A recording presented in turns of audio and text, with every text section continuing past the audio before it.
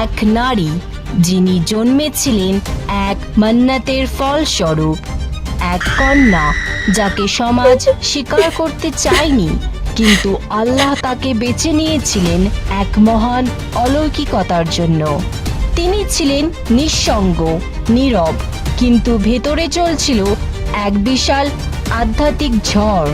আর একদিন বিনা পিতায় জন্ম নিল এক শিশু, যে কাঁদেনি বরং কথা বলে উঠেছিল নবী হিসাবে।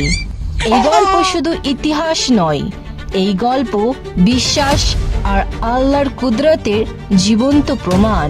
সেই নারী হলেন হযরত মারিয়াম আলাইহিসসালাম। হাজার বছর আগেকার কথা, বনি ইসরায়েলের এক ছোট গ্রামে পাথরের বাড়ি আর জলপাই গাছের ঘেরা এক শান্ত পরিবেশে বাস করতেন এক পরেজগার নারী হান্না। দীর্ঘদিন ধরে তার কোনো সন্তান ছিল না। একদিন তিনি আকাশের দিকে তাকিয়ে কাঁদতে কাঁদতে দোয়া করলেন, হে আমার রব, হে আমার আল্লাহ, তুমি যদি আমাকে সন্তান দাও, আমি তাকে বাইতুল মুকদ্দাসের সেবায় উৎসর্গ করব। আল্লাহ তার দোয়া কবুল করলেন।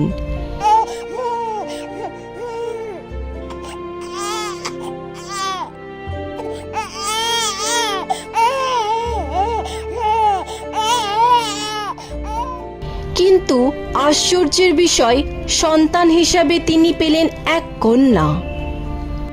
মেয়ে? কিন্তু বাইতুল মুকদ্দাসে তো শুধু ছেলেরা সেবা করে, লোকে কি বলবে ইমরান? আল্লাহর পরিকল্পনা আমাদের রীতির চেয়ে বড় হান্না। তার নাম রাখো মারিয়াম, সে বিশেষ।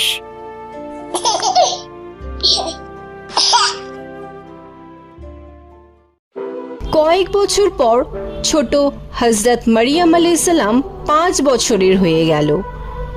মৃদু চোখ আর শান্ত হাসি নিয়ে হান্নার হাত ধরে মসজিদের কাছে এসে দাঁড়ালো। লোকেরা নিজেদের মধ্যে আলোচনা করতে লাগলো, এটি তো মেয়ে, এটি তো আগে কখনো হয়নি। কে তার দায়িত্ব নেবে? কি হবে তার অভিভাবক? অনেকে দাবি করলেন হযরত জাকারিয়া আলাইহিসসালামের 50 বছর হয়ে গেল, এক দয়ালু মানুষ। হযরত মারিয়াম আলাইহিসসালামের তিনি খালু, তিনিও এগিয়ে আসেন। এ আমার রব, আপনিই ঠিক করুন, তার নির্দেশে লটারি হোক। অবশেষে আল্লাহর আদেশে এক অলৌকিক লটারি হয়।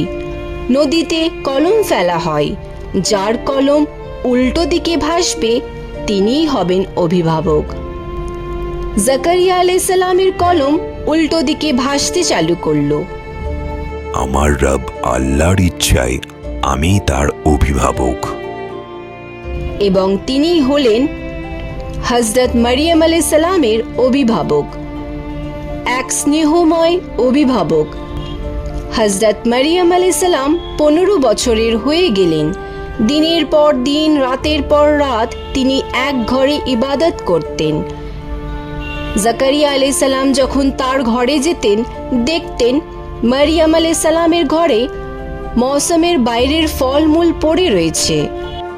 হযরত জাকারিয়া আলাইহিসসালাম মারিয়াম আলাইহিসসালামকে জিজ্ঞাসা করতেন, মারিয়াম, খেজুর, ডুমুর, এই ফলগুলো তো শীতের, তুমি কোথা থেকে পেলে? আল্লাহর কাছ থেকে খালু, তিনি সব দেন।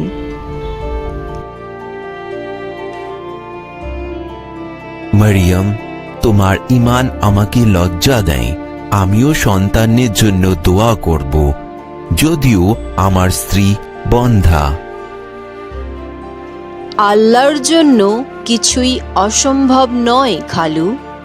জাকারিয়া আলাইহিসসালাম আল্লাহর কাছে দোয়া করলেন, আল্লাহ তার দোয়া কবুল করলেন। 90 বছর বয়সে তাকে একটা আল্লাহ পুত্র সন্তান দেন, তার নাম ইয়াহইয়া আলাইহিসসালাম।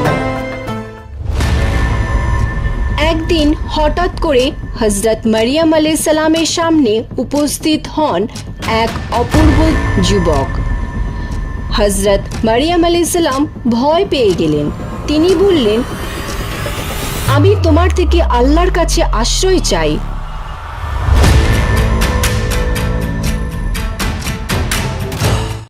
মারিয়াম, ভয় পেও না মারিয়াম, আল্লাহ আমাকে পাঠিয়েছেন এক পবিত্র পুত্রের সুসংবাদ দিতে। মারিয়াম আলাইহিস সালামের চোখে পানি ভরে গেল। সে বললেন, পুত্র, কিন্তু আমার তো বিয়ে হয়নি, এটা কিভাবে সম্ভব? আল্লাহ আদমকে মা বাবা ছাড়া বানিয়েছেন। তার হুকুম শুধু হও, আর তা হয়। হযরত মারিয়াম আলাইহিস সালাম মাথা নত করলেন এবং মেনে নিলেন। আমি আল্লাহর ইচ্ছার কাছে সমর্পণ করি। এইভাবেই হযরত মারিয়াম আলাইহিস সালাম অলৌকিকভাবে গর্ভবতী হন। তার মনে ছিল একদিকে ঈমানের শক্তি, অন্যদিকে সমাজের দৃষ্টির ভয়। তিনি চলে যান নির্জনে, মরুভূমির প্রান্তে। মারিয়াম আলাইহিস সালাম তখন গর্ভবতী, একা হাঁটছিলেন, মুখে চিন্তা। তিনি একটি খেজুর গাছের কাছে পৌঁছালেন। প্রসব ব্যথায় ভেঙে পড়লেন। হে আল্লাহ, এর আগে যদি আমি মরে যেতাম। একটি মৃদু হাওয়া বয়ে আসে। তার পায়ের কাছে একটি ঝর্ণা ফুটে ওঠে, গাছ থেকে খেজুর পড়ে। মারিয়াম, মারিয়াম, দুঃখ করো না মারিয়াম, ঝর্ণার পানি পান করো আর খেজুর খাও। তোমার ছেলে তোমাকে গর্বিত করবে। হযরত মারিয়াম আলাইহিস সালাম পান করেন, শক্তি ফিরে পান। চোখে অশ্রু নিয়ে ওপরের দিকে তাকান আর বলেন, আল্লাহ, তোমার যত শুকরিয়া আদা করব তত কম। হযরত মারিয়াম আলাইহিস সালাম ঈসা আলাইহিস সালামকে কোলে নিয়ে গ্রামে ঢোকেন। গ্রামবাসী জড়ো হয়, ফিস ফিস করতে থাকে, আঙুল তোলে। এ কি মারিয়াম, তোমার কোলে একটা বাচ্চা? কোথা থেকে? তুমি তো পরেশগার পরিবারের, এটা কি করে সম্ভব? মা, এ কি হলো? হযরত মারিয়াম আলাইহিস সালাম কিছু বলেন না। তিনি সন্তানের দিকে ইশারা করেন। এবার কি আমরা একটা শিশুর সাথে কথা বলবো? ঠিক তখনই সেই সদ্যজাত শিশু অলৌকিকভাবে কথা বলে ওঠেন। আমাকে নামাজ পড়তে, দান করতে আর আমার মাকে সম্মান করতে বলা হয়েছে সারা জীবন। এই অলৌকিক কথা শুনে পুরো গ্রাম স্তম্ভ হয়ে গেল। আকাশে যেন ঈমানের আলো ছড়িয়ে পড়ল। হযরত জাকারিয়া আলাইহিস সালাম ইয়াহইয়া আলাইহিস সালামকে নিয়ে আসেন। জাকারিয়া আলাইহিস সালাম বললেন, হযরত মারিয়াম আলাইহিস সালাম, ঈসা আলাইহিস সালাম সবার জন্য একটি নিদর্শন, আর ইয়াহইয়া আলাইহিস সালামও। আল্লাহ আমাদের দোয়া কবুল করেছেন। আল্লাহ যাকে চান তাকে বেছে নেন, তার ক্ষমতার কোনো সীমা নেই।